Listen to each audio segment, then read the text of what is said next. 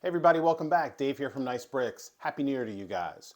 We just got all the new drops from LEGO Star Wars, and I happened to visit the LEGO store yesterday, and a couple were already sold out, which I think is really cool. I did pick up Tom and Jerry back here, which I think was an awesome build. If you're into brickheads, you should definitely get that set for $14.99. Now that the new releases are here, we're going to start to dive into the rumors that have been shared about an upcoming major set from Star Wars. You may already know, but we're talking about a $1,000 UCS Death Star set. My first take on it, too pricey. $1,000 is way too much to pay for a Lego set. I don't care what set it is, I think it's way too much to pay for one Lego set. What I want to do is dive into the details of the previous Death Stars that have been released, get into some of the details of the previous UCS sets that have been released to give you some comparison and to give you some of the determining factors for me if this can even come close to being worth $1,000 for my pocket and for yours. So this will be the fourth iteration of the Death Star. And if you're thinking about investing in this one or just buying it for yourself, stay tuned, watch this video. I'm going to give you some things to think about so that you can make a smart decision for yourself. Let's go get it.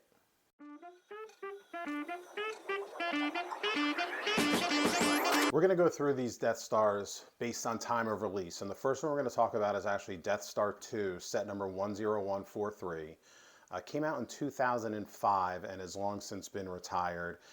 It was 3,441 pieces for $269. So back then, a very expensive Lego set considering the times, a really good price to piece ratio at 8 cents per piece. So huge value at the time, not much playability, being that it's Death Star 2, still under construction. You can see here by the picture.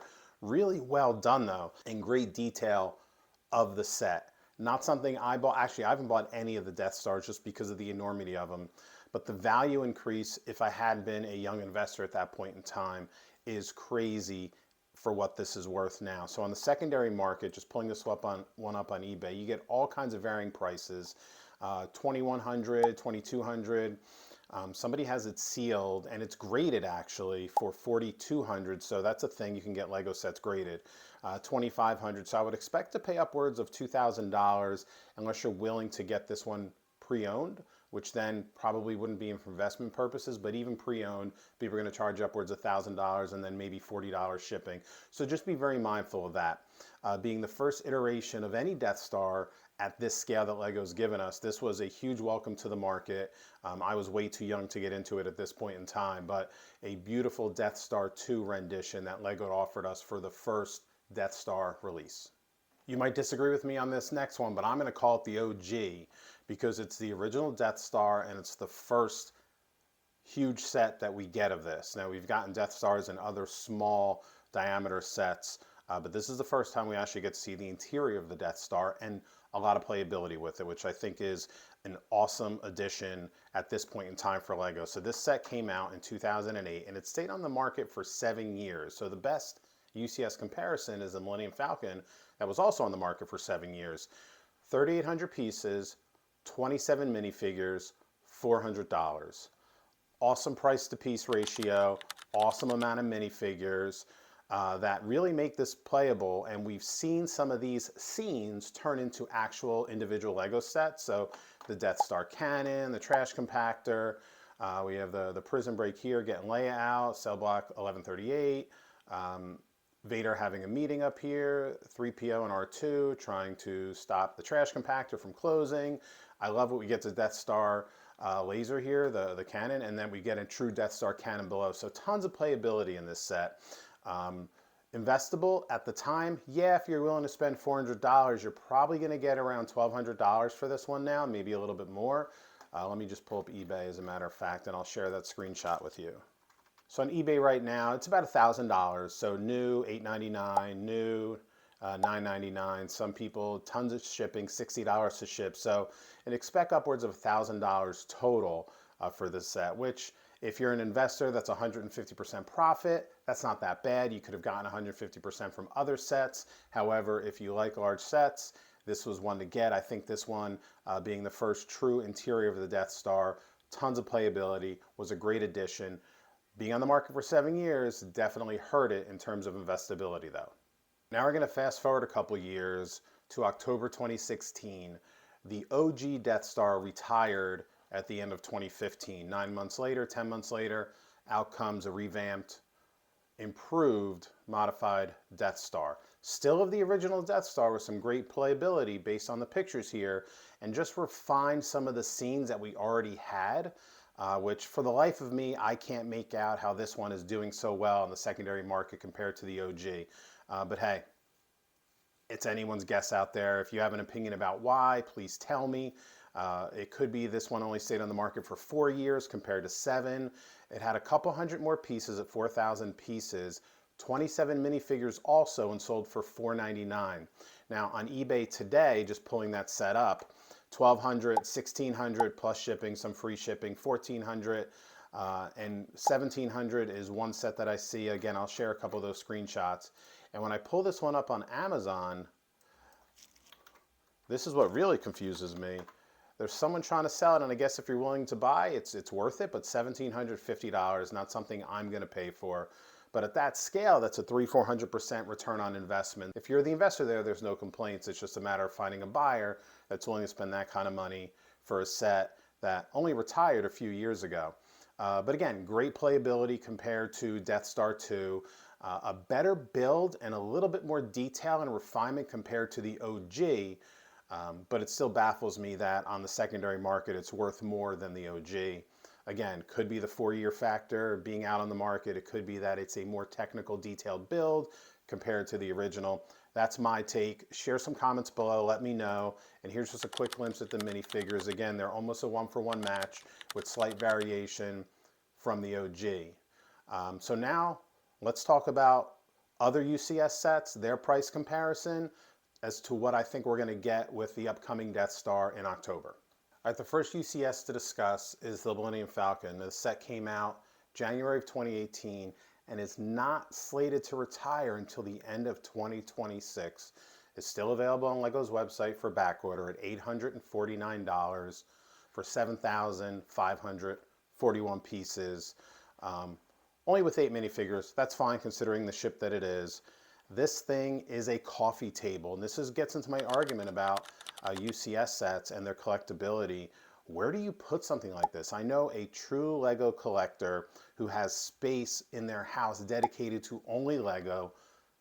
You guys have these. I know that. I've seen you on YouTube. I've seen other individuals with they buy stands for them. Cool, but where does the average person who's willing to spend this kind of money truly store and display a set like this without making it a centerpiece in their home, quite possibly? I can tell you, I don't have this set because I don't have the space. I've been urged to buy it by family members, but nowhere to put it and nowhere to store it, so I'm not going to buy it. And I might be missing out on an amazing build and an amazing set. I'm comfortable with that because I still have to have a livelihood and live here and have the space. So this set is nothing short of gigantic. At the time, and I think still to this day, arguably, Eiffel Tower size. So one of the biggest sets taking up the most mass in your home that you're going to find.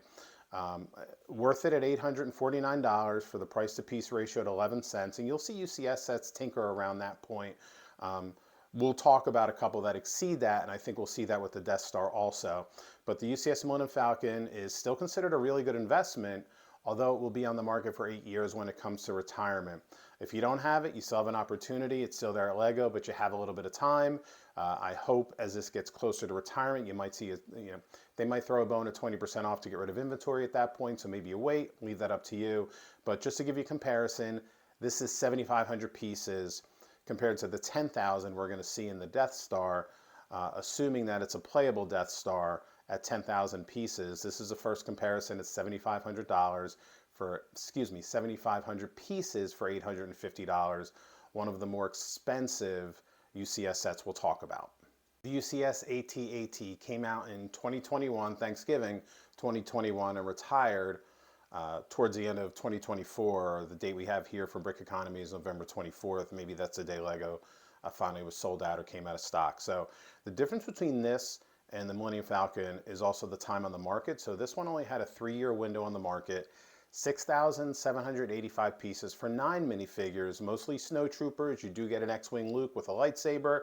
$849 also. So this is a good example where you start to see over time, the UCS sets, specifically the price per piece ratio, increase, so it's a little bit more spend versus what you get. Now, the AT-AT, I don't have it. A huge set. It might fit up on the shelf next to the Endurance or above the Endurance. I think I have that ceiling height that it'll fit. So easier to store than the Falcon was, right? So that's always something to consider for me, an at-home investor. I don't have storage. I don't have a dedicated space outside of this room for Lego.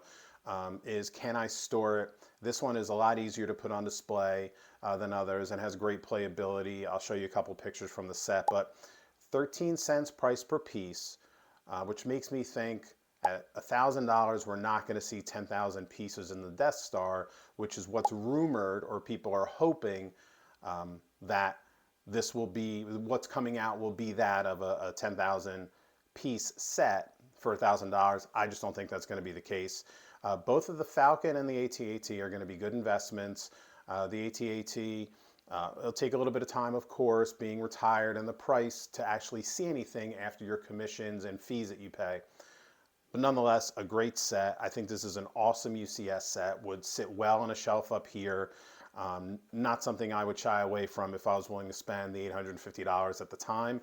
I wasn't. I don't like to spend that much on sets, so I didn't. But another good example of the price per piece ratio increase that we can expect to continue to see, and we've seen with some of even the small new releases from LEGO Star Wars just this week. The last UCS to talk about is the Imperial Star Destroyer from 2019. Now this set was out only 3 years, October 2019 to the end of the year in 2022. And again, a huge price to piece variance in my opinion. We're at 15 cents per piece compared to the Falcon that was at 11 and the AT-AT that was at 13. So a continued variation in price to piece ratio, not what we're used to. I think the rule of thumb is 10 cents. That's blown up and gone with any Star Wars set now. But 4,784 pieces, retired, doing well in the aftermarket. Again, a beautiful Star Destroyer build, but huge. And that's the thing you just got to know with UCS sets. We all, you already know that, but I just wanted to share another example for you of where we start to see that real price per piece variance, where it starts to get more expensive for what you're actually getting. And we know that trend is going to continue at this point. And I believe it's going to continue with the Death Star. So what's going to make this set worth $1,000? Well, for me, it can't be Death Star 2. If it's just a new build of an old set without any true playability, and it's going to be huge at $1,000, so you know it's going to be upwards of 10,000 or less pieces, I can't have that. I have nowhere to put it as a normal person who does not have full-on dedicated Lego space. If you do, that's amazing. I want to hear about it. I want to hear where you plan to put it, share pictures, right? You guys obviously might already listen to other YouTubers that have sets that big on display. I just don't have it. I don't think it's for the common person. But what's going to make it worth its while and worth its value and worth your money? Playability is factor one for me. I would love to see this Death Star kind of open up and not just be full circular, but maybe it is circular with playability on the outer half, and then you could open up and see a little bit more of the guts of the Death Star. I don't know how Lego would do that. I'm not the architect or the designer, but to me that would be nothing short of phenomenal. So even if they did a Death Star shell and found a way to open it up like a Pokemon ball, that would be awesome to have the scenery inside. But for me, it's gotta be playable. It cannot just be a display piece at $1,000. If it is, I'm not interested in it whatsoever. At this point, I'm not buying it $1,000 regardless, but if it's not playable, that's a complete turnoff to me. How long is it going to be on the market? Is it going to be a Millennium Falcon that was on the market or will be on the market for upwards of 8 years? Or is it going to be a Star Destroyer AT-AT that's got a 2.5, 3-year lifespan? And we all know generally UCSs have a little bit longer of a traditional set lifespan. That's fine, but that's going to be a determining factor for someone to buy and then someone to take that kind of money and possibly use it as an investment. I won't be doing that. So time on the market makes a huge difference. And then what's going to be exclusive about it? Are we going to get new scenes and new minifigures? That would be awesome to me. I would love to see maybe Leia in a jail cell, tucked away in a corner. I'd love to see maybe an Emperor Palpatine greeting and entrance from Return of the Jedi. So the playability here, I don't care if it's A New Hope Death Star or if it's Return of the Jedi Death Star. I don't care. in the sense of what scenes are inside. I do care about the external structure of a Death Star 1 versus Death Star 2, but I think at this point, LEGO can put any scene they want from either of the Death Stars, and I think it'd be a win because it does offer more playability, more adventure, and it allows them to vary up what they're going to share versus the two sets they produced of the OG Death Star where the scenes were pretty much the same. There has to be more variation and more exclusivity in this set for $1,000. And then lastly, the big question on the table at $1,000 is how many pieces are we going to get? Just to give you some very quick facts, I'll put them up on the screen for you here. The Millennium Falcon was $849, $850 for 7,500 pieces at 11 cents a piece. The AT-AT, $849, $850 for 6,785 pieces. That's 12 cents a piece. And then the Star Destroyer was $700, 4,784 pieces for 14.5 cents, or round up to 15 price per piece. So we see the trend in all LEGO sets. We see that the price to piece ratio is having to change for us as consumers and investors. I just don't think we're going to get a 10,000 piece set with this UCS. I hope I'm wrong for the market. I hope I'm wrong. I don't think I will be. It would be amazing. I don't see at the current price to piece ratio where that trend is happening. You see the prices of all the new releases that just came out. I can't see where a UCS set at $1,000 is going to be 10,000 pieces. If it is, it can only be a Death Star 2 build and not have much playability, right? Because I'm thinking if we're going to have a Death Star that opens up or has scenes on the outside, you're going to have a bunch of minifigures, and we hope exclusive minifigures, which is going to increase the price and decrease the pieces that you get, right? So some struggles LEGO is going to have to work through there as they architect and design and kind of slow down the rumor mill here, but I just don't think we're going to get 10,000 pieces. And where are you going to put this thing for $1,000, right? It's obviously going to be the biggest Star Wars set that LEGO has released. We know it's going to be circular. Where do you put this is the biggest question that I have, so that a normal individual can buy this and have it be playable and not have it tucked in a corner. I mean, maybe they hang it from a big ceiling, compared to individuals who are fortunate enough to have dedicated LEGO space as their true-on hobby, where they have a LEGO city, they have a space section, they have a Star Wars, they have shelves to store all this. The average person doesn't, and I think at $1,000 with this many pieces, that's what's going to shy the average person away. Someone actually gave me a suggestion, not that it matters like what my thoughts are, but to LEGO, but are we getting to the point where there is more exclusivity in LEGOs? Is this one of 10,000 they're going to produce, right? Does LEGO now take these huge volume piece and dollar sets and only produce so many, so there is even more exclusivity, so people might be willing to spend $1,000 plus? Now, the Millennium Falcon did well at $850, the AT-AT did well at $850, so it does show that people are willing to spend that kind of money. I just question spending that kind of money for a set. Where do you store it? Where do you put it? Because these aren't the types of sets that you build once and break down and play with and rebuild other things. UCS generally are not used for that. $1,000, you guys buying? Right now I'm not. You got 8 to 10 months to figure out or save up. How many pieces is it going to be? I'd love to get your thoughts on the comparison that I made, some of the visuals that I shared, and what you think or hope this Death Star is going to be. I'm excited just to see what it's going to look like and what's it going to include, and I really hope it's not a Death Star 2. Thanks for watching. See you next time.